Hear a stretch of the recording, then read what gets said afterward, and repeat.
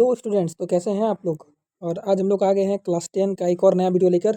और इस वीडियो पर आज हम लोग बात करने वाले हैं कि जो क्लास 10 का बोर्ड एग्ज़ाम होने वाला है उसमें आप लोग 90% प्लस स्कोर कैसे कर सकते हैं। तो अगर आपको ये वीडियो अच्छा लगता है तो लाइक, सब्सक्राइब और शेयर जरूर कीजिएगा। और कमेंट में इसके बाद जरूर बताइएगा कि नेक्स्ट वीडियो किस चीज़ पर बनानी है। तो आइए हम लोग समझते हैं कि 90% प्लस स्कोर कैसे करना है। तो सबसे पहले हमारे पास तो हमको समय देखना पड़ेगा। तो हमारे पास तो समय ज़्यादा बचा हुआ नहीं है एग्ज़ाम के लिए, 1 मंथ है। तो last 1 month smart study plan, ठीक है। ये complete revision and exam strategy for board exam.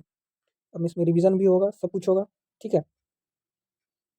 अब ये जो है, ये पूरा स्लाइड मैंने डिज़ाइन किया है बस सीबीएसई और आईसीएसई बोर्ड वालों के लिए, ठीक है। लेकिन ये मेजरली फोकस्ड रहेगा सीबीएसई स्टूडेंट्स पर। तो आइए चलिए देखते हैं सबसे पहले हम लोग को क्या करना पड़ेगा। इसमें हम लोग कुछ कुछ रूल्स जो है उसको फॉलो करना पड़ेगा। सबसे पहले आप लोग को क्या करना है, फोकस करना है ना। आपको क्या करना है, फोकस करना है, रिवीजन पे फोकस करना है, ठीक है। और कोई भी नया बुक हम लोग को पढ़ना नहीं है, ठीक है दोस्तों। आप लोगों को क्या करना है, रिवीजन करना है, सिर्फ और सिर्फ रिवीजन। कोई भी नया बुक नहीं पढ़ना है, सिर्फ और सिर्फ एनसीईआरटी बुक ही पढ़ना है। और जो नोट्स लिखाया जा रहा है, जो पढ़ाया जा रहा है, जो आप लोगों ने बनाया है, सिर्फ उसी को पढ़ना है। डेली प्रैक्टिस करना है क्वेश्चन का, डेली रिवाइज करना है, ठीक है। और रिवाइज में क्या क्या मिस्टेक होता है वो चीज़ देखते रहना है, ठीक है। रिवीजन तो करना ही है और अपने आप पर भरोसा रखना है कि मैं 90% प्लस ला सकता हूँ, है ना। Success is the last month depends on smart revision, ठीक है। तो जो सक्सेस है वो लास्ट मंथ में डिपेंड करता है स्मार्ट रिवीजन के ऊपर में, ना कि क्वांटिटी के ऊपर में, ठीक है। तो ज़्यादा पढ़ना नहीं है, हम लोग को रिवीजन ज़्यादा करना है। सबसे पहले अगर वीक 1 का बात करें तो वीक 1 में आप फुल सिलेबस रिवीजन कीजिए, ठीक है। रिवाइज ऑल द चैप्टर 1, जितना भी चैप्टर है आप सबको रिवाइज कीजिए। प्रिपेयर शॉर्ट नोट्स, उसका शॉर्ट नोट्स बनाना है, फॉर्मूला शीट्स बनाना है ना। और आपका जो भी कमज़ोर चैप्टर्स है जिसमें आपको समझ में कम आया हो उस पर ध्यान देना है और उसको पहचानना है। वीक 2 में अगर हम बात करें तो वीक 2 में क्या करना है हम लोग को, वीक 2 में जो है प्रैक्टिस करना है, ठीक है। और स्ट्रेंथनिंग यानी मजबूत बनाना है जो चैप्टर आपका वीक है।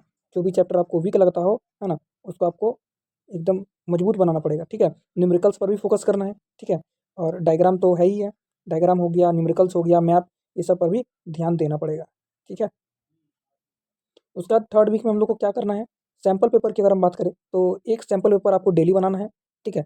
थर्ड वीक में, अभी नहीं बनाना आपको, कब बनाना है, थर्ड वीक में बनाना है।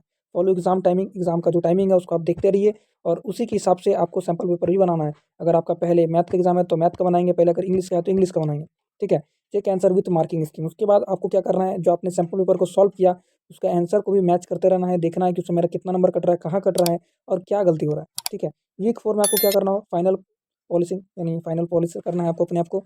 रिवाइज नोट्स को सारा रिवाइज कर लेना है, जो भी मिस्टेक था, है ना, उसको भी पता कर लेना था उसी समय में, यानी वीक 4 में कर ही लेना है। लाइट रिवीजन, उसका तो हल्का फुल्का रिवीजन करना है और स्ट्रेस बिल्कुल भी नहीं लेना है, ठीक है। बिल्कुल भी थोड़ा सा भी स्ट्रेस नहीं लेना है। उसके बाद डेली प्लान की अगर हम बात करें, डेली आपको कैसे पढ़ना है, क्या करना है, तो डेली आपको 2 घंटा जो है वीक सब्जेक्ट पे ध्यान देना है, ठीक है। जो भी आपका वीक सब्जेक्ट हो उस पर ध्यान दे। फिर जो 2 घंटा है उसमें आप न्यूमेरिकल्स बनाइए और राइटिंग का प्रैक्टिस जरूर करना है, ठीक है। अगर राइटिंग का प्रैक्टिस अगर आप अच्छे से नहीं करोगे तो टाइम मैनेजमेंट आपका नहीं हो पाएगा। और उसके बाद 1.5 घंटा जो है आप दिन में रिवीजन के लिए दें, है ना। और 1 घंटा सैम्पल पेपर बनाएं और जो 30 मिनट समय जो है उसको आप अपना फॉर्मूला और कीवर्ड्स, जो मेन मेन पॉइंट है जैसे मैप हो गया, वो सब में देना है, ठीक है। तो ये आपको दिन में लगभग 6 से 7 घंटा पढ़ना है। इससे ज़्यादा पढ़ने की ज़रूरत नहीं है, लेकिन इतना ही अगर आप करते हो तो आप एक बहुत अच्छा स्कोर कर सकते हो, ठीक है। शॉर्ट ब्रेक्स आपको लेते रहना है, ठीक है, ताकि आपका दिमाग को थकान महसूस ना हो। क्योंकि अगर आपका दिमाग ही थक जाएगा तो फिर आप पढ़िएगा कैसे। अगर हम मैथमेटिक्स का बात करें तो रिवाइज डेली फॉर्मूला, जितना भी फॉर्मूला सबको डेली बस रिवाइज करना है। डेली याद करने का ज़रूरत नहीं है, एक बार आपने याद कर लिया तो उसके बाद बस सिर्फ देखते रहना है डेली। उसके बाद इंपॉर्टेंट क्वेश्चन जो भी है उसका प्रैक्टिस करते रहना है, ठीक है। उसके बाद जो हमारा हो गया साइंस में, साइंस में अगर हम देखें तो फिजिक्स में भी सबसे ज़्यादा इंपॉर्टेंट जो होता है वो होता है न्यूमेरिकल्स और डेरिवेशंस। डेरिवेशंस भी आते हैं और न्यूमेरिकल्स भी आते हैं, लेकिन आपको बस इसके लिए फॉर्मूला याद करना पड़ेगा, उसको समझना पड़ेगा, तभी हो पाएगा। केमिस्ट्री में बात करें तो केमिस्ट्री में सबसे ज़्यादा इंपॉर्टेंट होता है रिएक्शंस और इक्वेशंस, जो बहुत वेटेज कैरी करता है, ठीक है। बायोलॉजी में बात करें तो बायोलॉजी में अगर डायग्राम अगर हम लोग कर लेते हैं अच्छे से तो बहुत अच्छा होगा। क्योंकि अगर मान लीजिए आपको कोई भी क्वेश्चन, ऐसा कोई क्वेश्चन आ गया जिसमें आपको उतने अच्छे से लिखने नहीं आता है या थोड़ा कम आता है, तो आप वहाँ पर डायग्राम बना के जो भी कीवर्ड्स होगा उसको लिख के आप काम चला सकते हो, ठीक है। उससे भी आप अच्छा स्कोर ला सकते हैं। एसएसटी में अगर हम बात करें तो एसएसटी में क्या करना है, लर्न आंसर इन पॉइंट्स। जो भी आंसर लिखना हो, जो भी याद करना हो, सबको पॉइंट में करना है, ठीक है। रिवाइज मैप रेगुलरली, मैप को भी देखते रहना है, डेली देखना है, एक बार याद कर लीजिए फिर डेली देखते रहिए। Focus on heading and keyword, अब जब भी आप आंसर लिखिएगा तो उस पे हेडिंग के ऊपर फोकस करना होगा और कीवर्ड्स देखना है, ठीक है ना। कीवर्ड्स को आप अंडरलाइन कर सकते हो, ठीक है। जिससे क्या होगा, टीचर का जो पूरा अटेंशन रहेगा वो आपके कीवर्ड्स पर रहेगा, तो टीचर आपको उसमें नंबर अच्छा खासा दे सकता है। लैंग्वेज यानी इंग्लिश में बात करें तो प्रैक्टिस करना पड़ेगा लिखने का, क्योंकि इंग्लिश में आप लोग सबको पता है स्टूडेंट्स की बहुत ज़्यादा लिखना पड़ता है ना। इम्प्रूव प्रेजेंटेशन, हैंड राइटिंग को थोड़ा सा अच्छा रखना है और थोड़े बढ़िया से लिखना है, बस इतना ही आपको करना है। अगर इतना काम अगर आप कर लेते हो तो फिर आपको जो है 90% लाने से कोई नहीं रोक सकता है, ठीक है।